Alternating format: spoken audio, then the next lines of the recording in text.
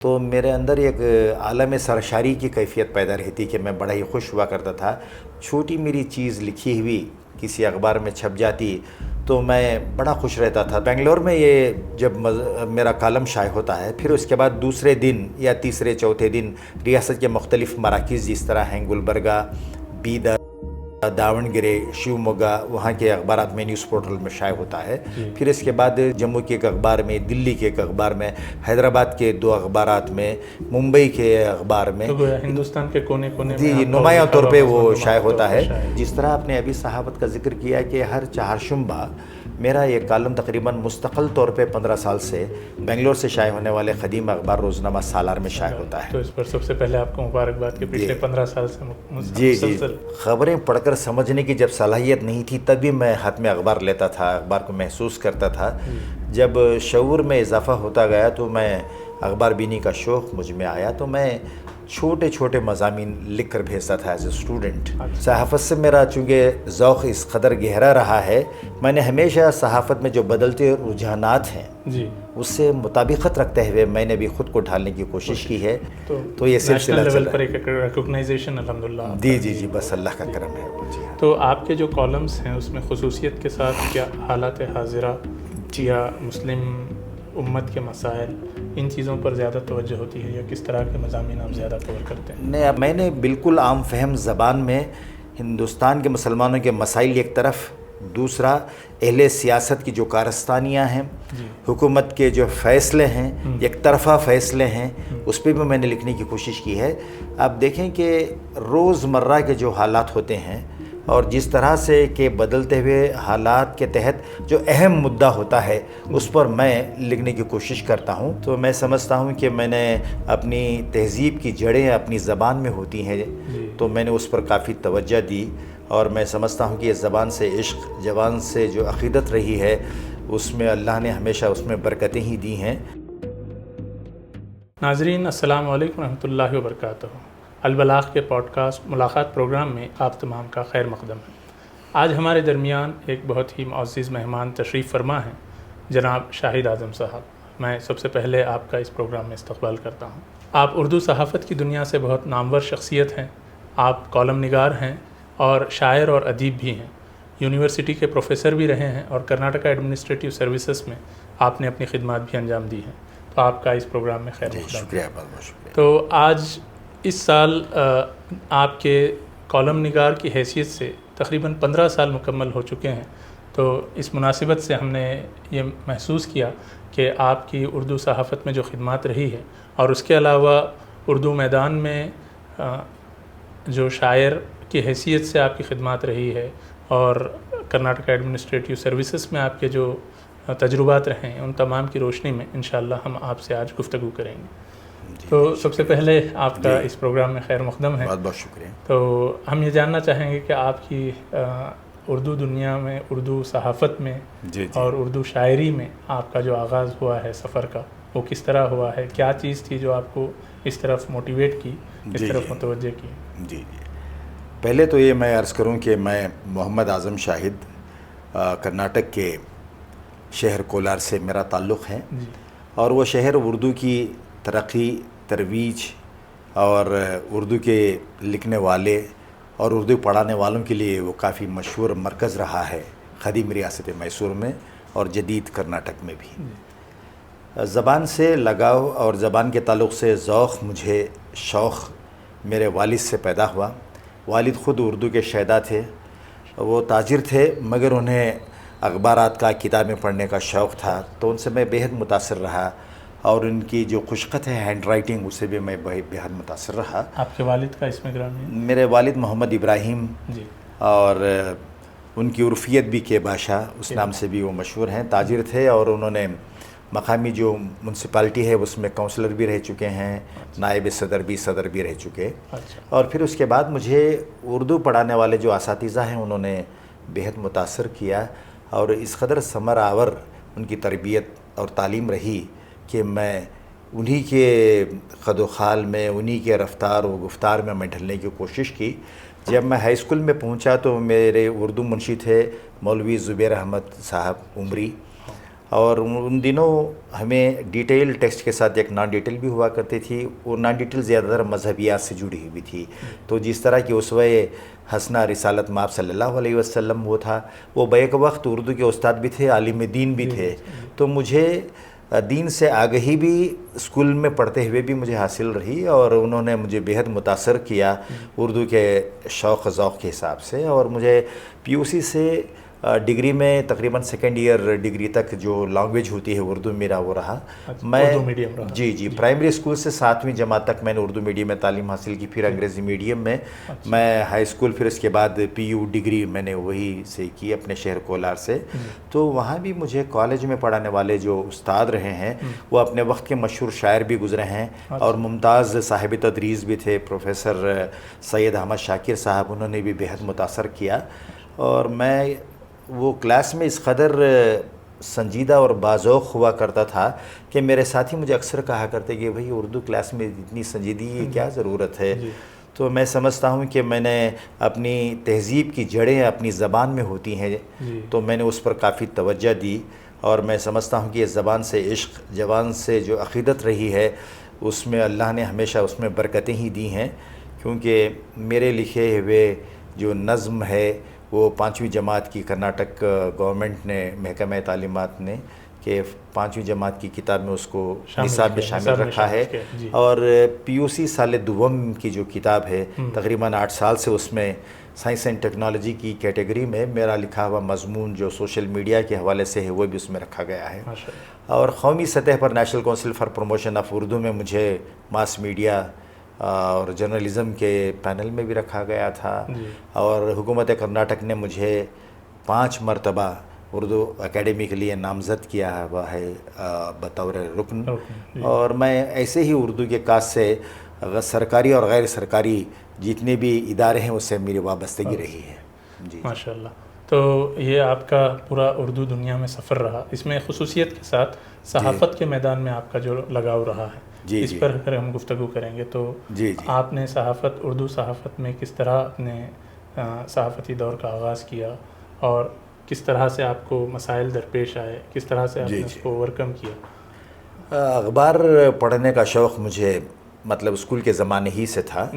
تو میں اس زمانے کے جو اخبار ہوا کرتے تھے، آزاد، روزنامہ سالار، پاسبان، یہ دیکھا کرتا تھا. خبریں پڑھ کر سمجھنے کی جب صلاحیت نہیں تھی تب بھی میں ہاتھ میں اخبار لیتا تھا، اخبار کو محسوس کرتا تھا. جب شعور میں اضافہ ہوتا گیا تو میں اخبار بینی کا شوق مجھ میں آیا، تو میں چھوٹے چھوٹے مضامین لکھ کر بھیجتا تھا ایز اے اسٹوڈنٹ. اور اپنے ہی شہر میں ایک اخبار ہوا کرتا تھا شہر کولار میں، صدائے مومن، جو مومن یوتھ ویلفیئر ایسوسی ایشن سے وہ شائع ہوتا تھا. اور اس کے مدیر ہوا کرتے تھے جناب محمد اطہر اللہ شریف. تو اس اخبار کے لیے بھی میں لکھتا تھا. تو کالج میں جس طرح میں اردو کے تحریری تقریری مقابلے میں حصہ لیتا تھا تو اس کی خبریں دیگر اخبارات میں آتی تو میرے اندر ایک عالم سرشاری کی کیفیت پیدا رہتی کہ میں بڑا ہی خوش ہوا کرتا تھا. چھوٹی میری چیز لکھی ہوئی کسی اخبار میں چھپ جاتی تو میں بڑا خوش رہتا تھا. تو اس طرح سے تعلیم حاصل کرتے ہوئے پھر اعلیٰ تعلیم میں نے معاشیات میں پوسٹ گریجویشن کیا بنگلور یونیورسٹی سے. جب میں ملازمت سے جڑ گیا تب بھی میرے اندر لکھنے کا وہ شوق رہا اور میں مختلف حیثیتوں سے میں کام کرتا رہا ہوں کیریئر میں. تقریباً تدریس کے ساتھ ساتھ میرے ریاست کی انتظامیہ میں بھی میں نے تقریباً 14 سال کام کیے. تو مختلف وزارتوں میں کام کرنے کا موقع ملا، میں مختلف محکموں میں کام کرنے کا موقع ملا. تو وہ تمام مصروفیت کے ساتھ ساتھ میں نے لکھنے کے کام کو ہمیشہ جاری رکھا. اور اس طرح سے نہ صرف میں ریاست کے اخبارات کے لیے لکھتا رہا بلکہ یہاں کے جو سرکاری ریڈیو جو ہے آل انڈیا ریڈیو اس کے لیے بھی میں مختلف پروگرام کرتا رہا، انٹرویوز کرتا رہا. دوردرشن کے اردو پروگرامز کے لیے بھی میں مختلف پروگرامز پیش کرتا رہا ہوں.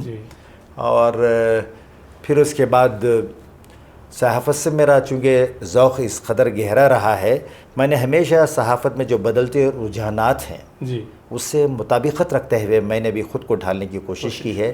آج سوشل میڈیا کا دور ہے تو کئی یوٹیوب چینلز میں بھی میرا کنٹریبیوشن رہا ہے میری حد تک. اور اس طرح سے میں لکھنے لکھانے کے کام پہ میں نے ہمیشہ توجہ دی ہے. جو جس طرح آپ نے ابھی صحافت کا ذکر کیا کہ ہر چہارشنبہ میرا یہ کالم تقریباً مستقل طور پہ 15 سال سے بنگلور سے شائع ہونے والے قدیم اخبار روزنامہ سالار میں شائع ہوتا ہے. تو اس پر سب سے پہلے آپ کو مبارکباد کہ پچھلے 15 سال سے جی 15 سال سے میں لکھ رہا ہوں. اللہ کا بے انتہا کرم اور قارئین کی قدر افزائی ہے. یہ بنگلور میں یہ جب میرا کالم شائع ہوتا ہے، پھر اس کے بعد دوسرے دن یا تیسرے چوتھے دن ریاست کے مختلف مراکز جس طرح ہیں گلبرگہ، بیدر، داون گرے، شیوموگا، وہاں کے اخبارات میں نیوز پورٹل میں شائع ہوتا ہے. پھر اس کے بعد جموں کے ایک اخبار میں، دلی کے ایک اخبار میں، حیدرآباد کے 2 اخبارات میں، ممبئی کے اخبار میں، تو ہندوستان کے کونے کونے جی نمایاں طور پہ وہ شائع ہوتا ہے. اور اس طرح سے ایک حد تک مجھے قومی سطح پر وہ اللہ کی کرم فرمائی ہے کہ اس نے میری ادنا سی کوششوں کو اس طرح سے حسن قبولیت بھی بخشی. تو یہ سلسلہ لیول پر ایک ریکگنائزیشن الحمدللہ. جی بس اللہ کا کرم ہے وہ. جی ہاں. تو آپ کے جو کالمز ہیں اس میں خصوصیت کے ساتھ کیا حالات حاضرہ یا مسلم امت کے مسائل، ان چیزوں پر زیادہ توجہ ہوتی ہے، یا کس طرح کے مضامین آپ زیادہ کور کرتے ہیں؟ نہیں، آپ نے بالکل صحیح کہا کہ میں فکری اعتبار سے ہندوستانی مسلمان کو درپیش جو مسائل ہیں اس کے ساتھ حکومت وقت کا جو رویہ رہتا ہے اور ان کے ساتھ جو حق تلفیاں ہوتی ہیں، ان کے ساتھ جو ناانصافی ہوتی ہے، آئین میں مراعات اور حقوق دیے جانے کے باوجود بھی کس طرح ان کے ساتھ حق تلفی ہوتی ہے، اور سیاسی بازیگری کا کیا عالم ہے. اور عام مسلمان تو اپنی روزانہ زندگی کی جد و جہد میں مشغول تو ہے ہی، مگر وہ لوگ بہت کم ہی ہیں ہمارے اپنے معاشرے میں جو حالات حاضرہ سے بیک وقت آگہی بھی رکھتے ہیں. تو میں نے بالکل عام فہم زبان میں ہندوستان کے مسلمانوں کے مسائل ایک طرف، دوسرا اہل سیاست کی جو کارستانیاں ہیں، حکومت کے جو فیصلے ہیں، ایک طرفہ فیصلے ہیں، اس پہ بھی میں نے لکھنے کی کوشش کی ہے.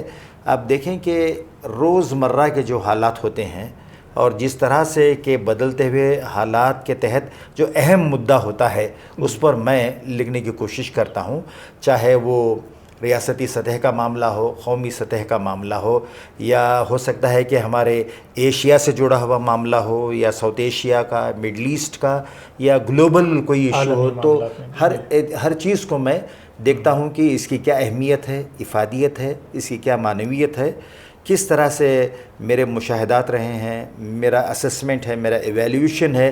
میں اپنے ناظرین کو ان کے ہی انداز میں نے پیش کرنے کی کوشش کی ہے. ماشاءاللہ.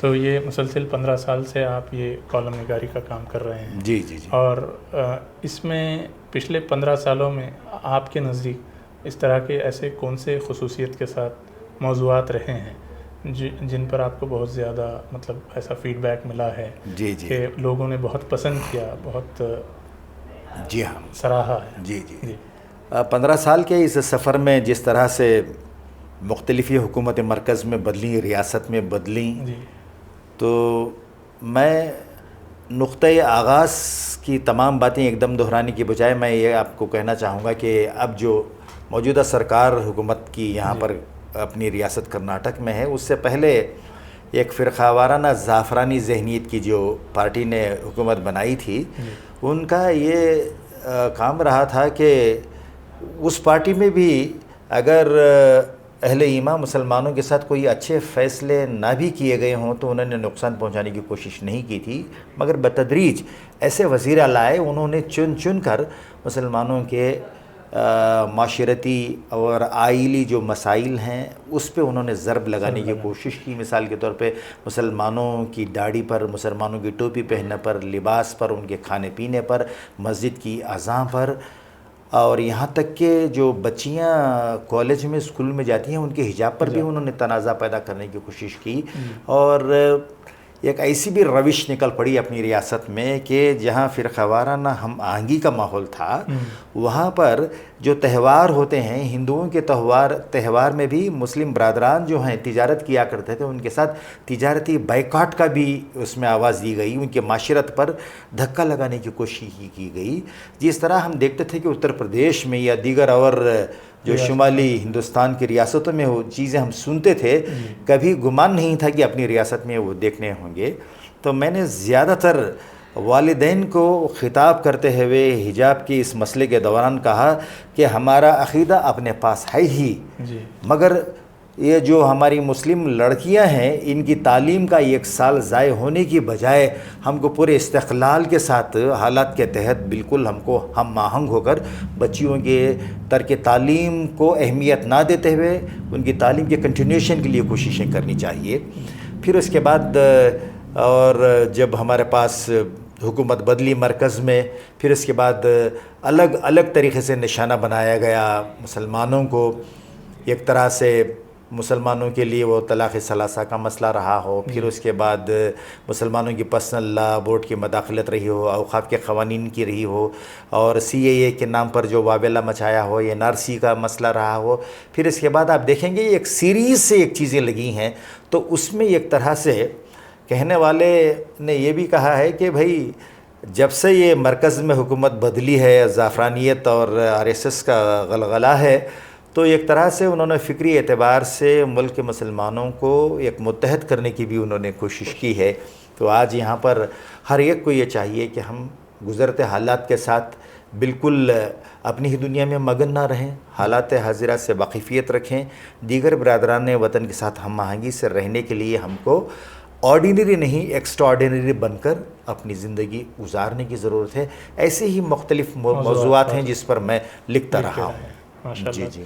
تو جو بھی حساس مسائل رہے ہیں، ملت سے جڑے ہوئے مسائل ہیں، قوم سے جڑے ہوئے مسائل ہیں، ملک سے جڑے ہوئے مسائل ہیں، تو ان تمام پر آپ نے لکھنے کی کوشش کی ہے. میں یہ بھی ایک اگر خط کلام میں جس طرح سے یہ سیاسی عوامل رہے ہوں یا ناانصافی کے معاملے رہے ہوں، اس سے ہٹ کر بھی میں نے شہروں کی بڑھتی ہوئی آبادی اور مقامی جو انتظامیہ ہوتا ہے، کارپوریشن، میونسپیلٹی، عوامی مسائل، جس طرح سے کچھ اچھے ایسے پوش علاقے ہوتے ہیں جہاں تمام سہولتیں مل جاتی ہیں، مگر پسماندہ علاقوں میں جہاں فقدان ہوتا ہے، قحط سالی ہوتی ہے، پینے کے پانی کی، سڑکیں اچھی نہیں ہوتی، نالے اچھے نہیں ہوتے ہیں، ایسے مسائل پہ بھی میں نے لکھا ہے. بنیادی سہولتیں جو ٹریفک کے مسائل پہ بھی لکھا ہے میں نے.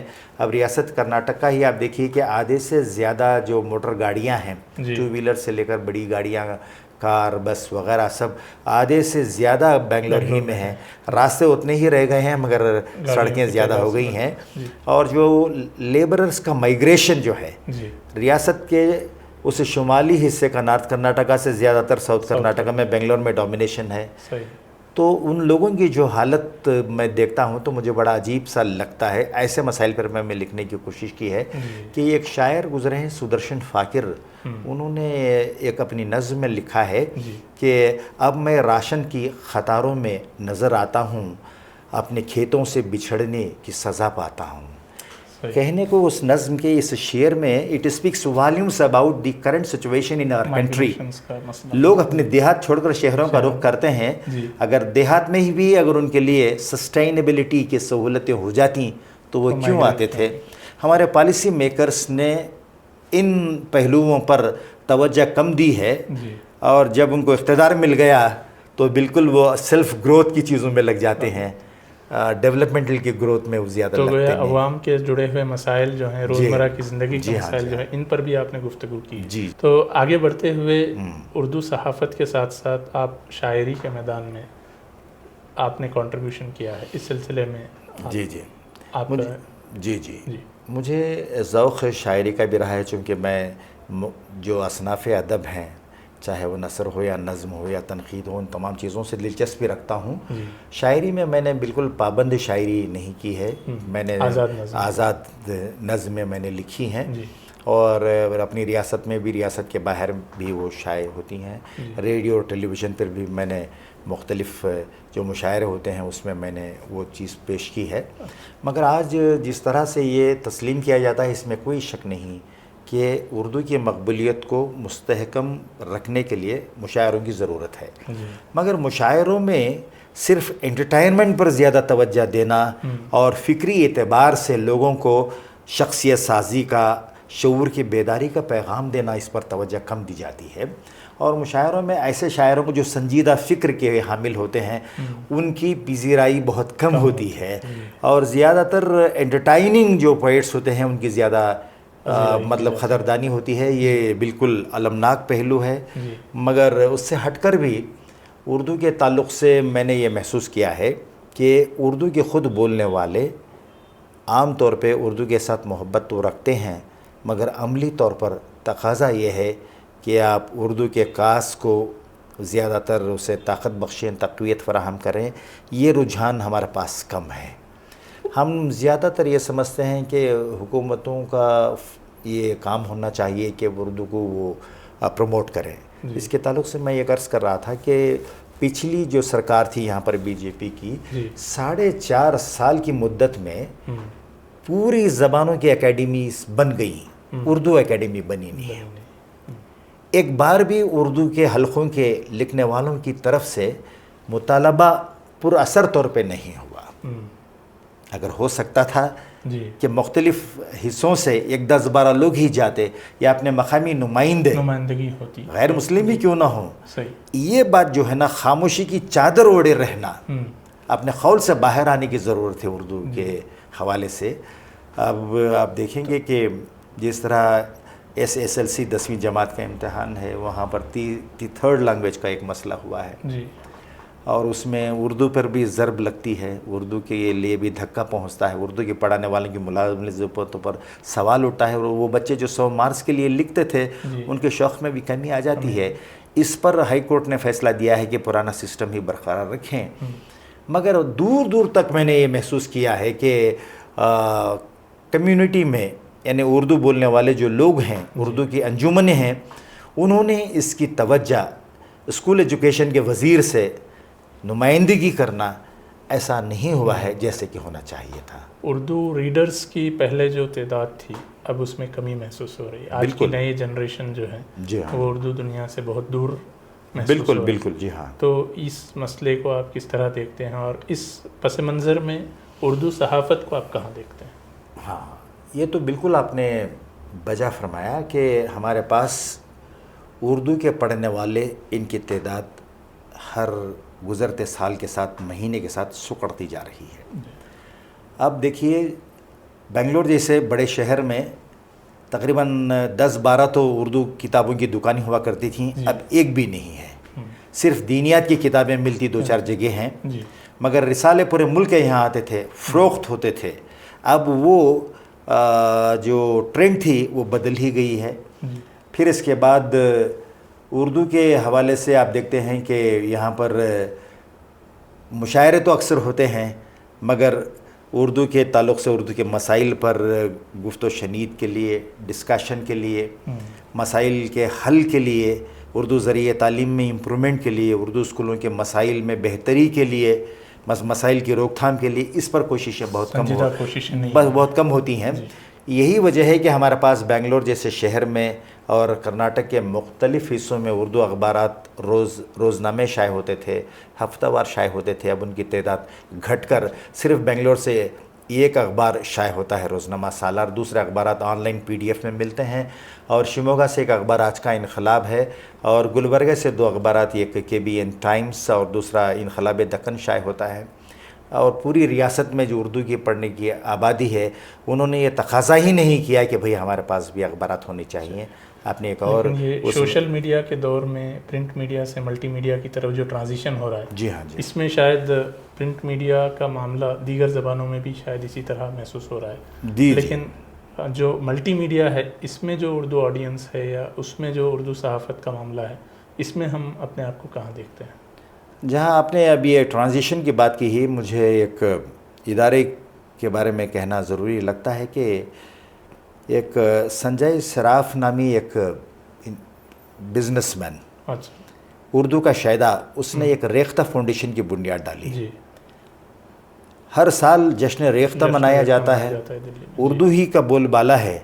اب وہ اس قدر کمرشل ہو گیا کہ پچھلے 2 سالوں سے داخلہ جہاں مفت تھا، وہ اس میں کمرشلائزیشن رہ گیا. سامنے بیٹھنے کے لیے اتنے پیسے، پیچھے اس کے لیے، اس رہنے کے لیے.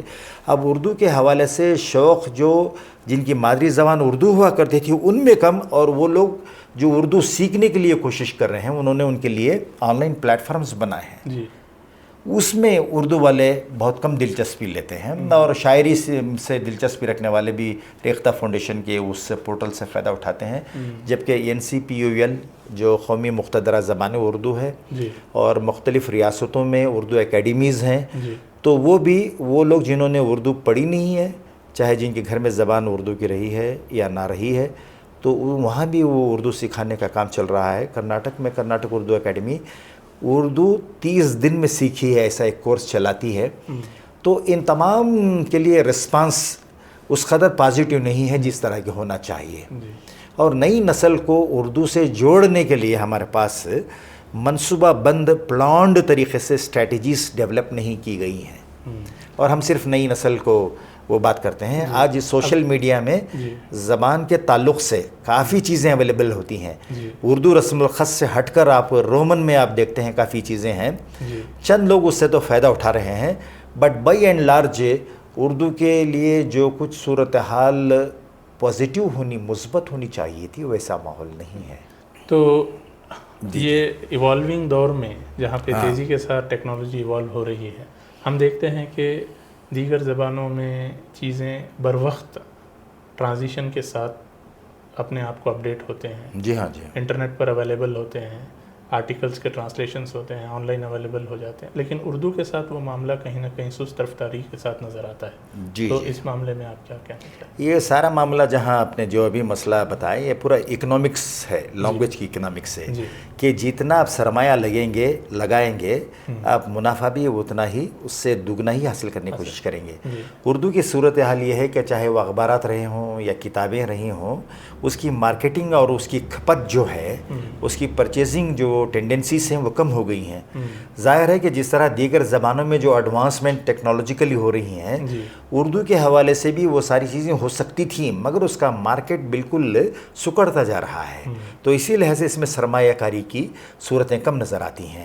آپ دیکھیں کہ یہ دوردرشن کا ڈی ڈی اردو چینل آیا ہوا تھا، مگر اس چینل سے مقابلہ کرنے کے لیے نہیں، simultaneously E T V Urdu کا ایک چینل آیا تھا، تو اس کو اتنی ایڈورٹائزمنٹس ملے کہ وہ بہت زیادہ مقبول تھا. آج دوسرے سرمایہ کاروں نے وہ لے لیا ہے. اب وہ سرمایہ کار اسے اس قدر دوام نہیں بخش رہے ہیں جب وہ ای ٹی وی بھارت بن گیا ہے.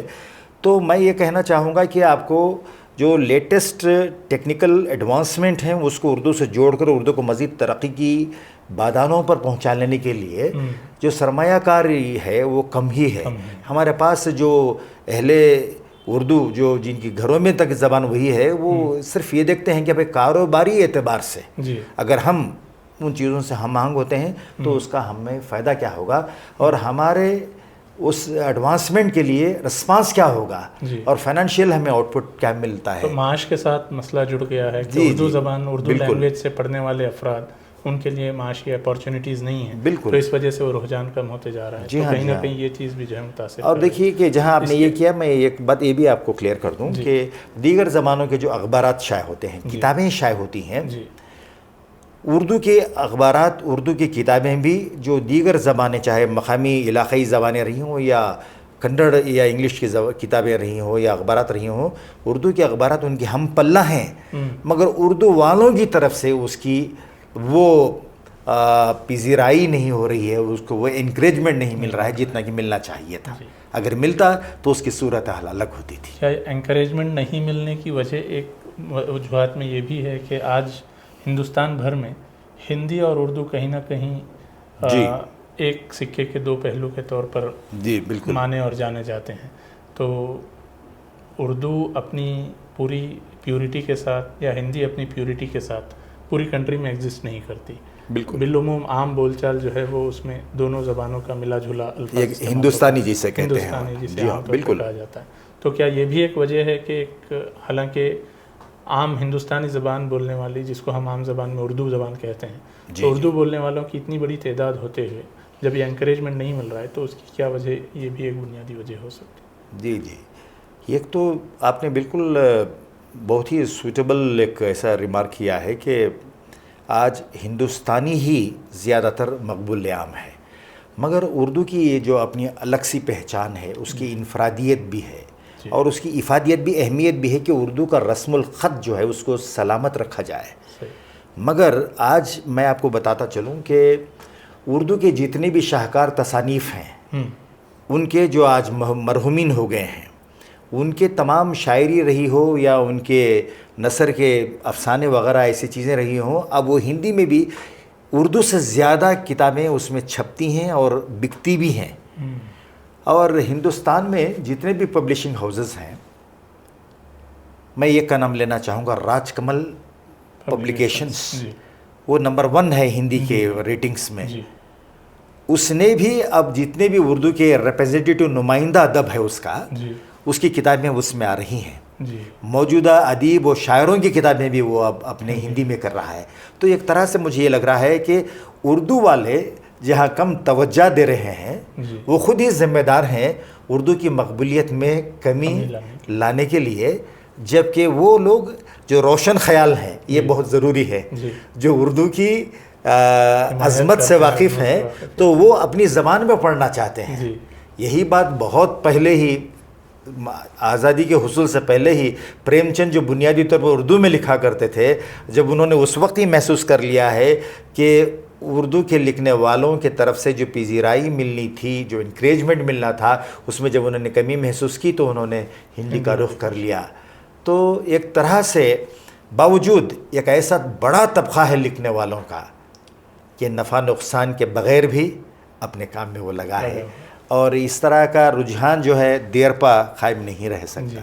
تو آنے والے دنوں میں جو نوجوان نسل ہے ان کے لیے اردو صحافت اور اردو دنیا میں ہم کیا امکانات اور اپارچونیٹیز دیکھتے ہیں؟ جی جی بالکل، چونکہ نوجوان جو اردو صحافت کے میدان میں آنا چاہتے ہیں، اگر وہ تربیت یافتہ ہوں تو ان کے لیے مواقع ملتے ہیں، نہ صرف اخبارات میں، جس طرح سے یہ آپ کا چینل ہے، سوشل میڈیا کے پلیٹ فارمز میں بھی وہ اپنی ہنرمندی کا استعمال کر سکتے ہیں، بٹ ان کے لیے تربیت یعنی ٹریننگ کی ضرورت ہے، کوالیفیکیشن کی ضرورت ہے.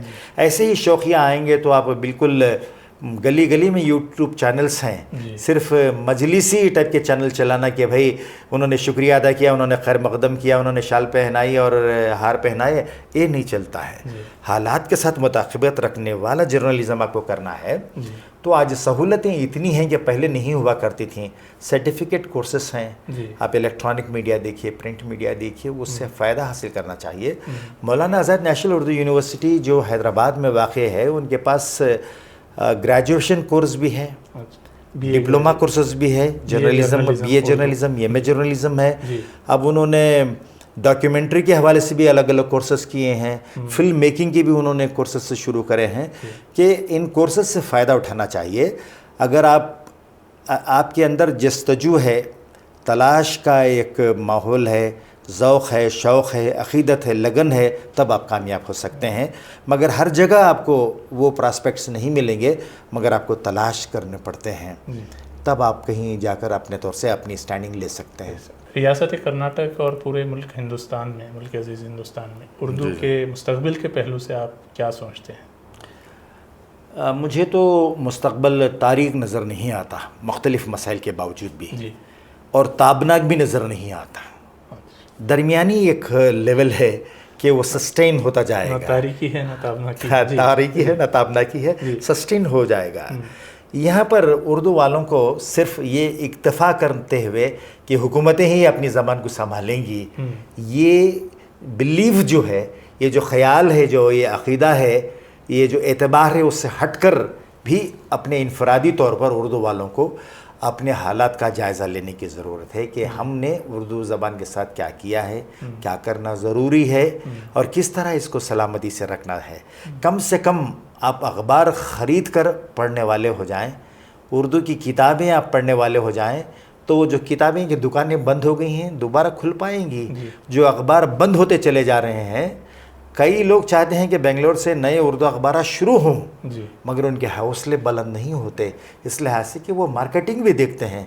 تو ہمارے رجحان میں پازیٹیو چینج کی، تبدیلی کی بہت ضرورت ہے، کیونکہ اردو لٹریچر میں دینی مواد بہت زیادہ موجود ہے. بالکل، جی ہاں، جو دیگر زبانوں میں ہمیں بالکل بالکل، جی ہاں. اس پہلو سے بھی اردو میں مطالعے کے سلسلے میں نئی نسل کو متوجہ کرانے کی ضرورت ہے. بالکل بالکل، جی جی. تو انہی کلمات کے ساتھ ہم اپنی گفتگو کو یہاں ختم کرتے ہیں. ہم آپ کے مشکور ہیں کہ آپ نے اپنی مصروفیت کے باوجود وقت نکالا اور ہمارے ساتھ یہاں تشریف لائے. جزاک اللہ خیر. تو ناظرین، پھر کسی اور موضوع کے ساتھ، پھر کسی اور مہمان کے ساتھ اگلی بار پھر حاضر ہوں گے. تب تک کے لیے اللہ حافظ.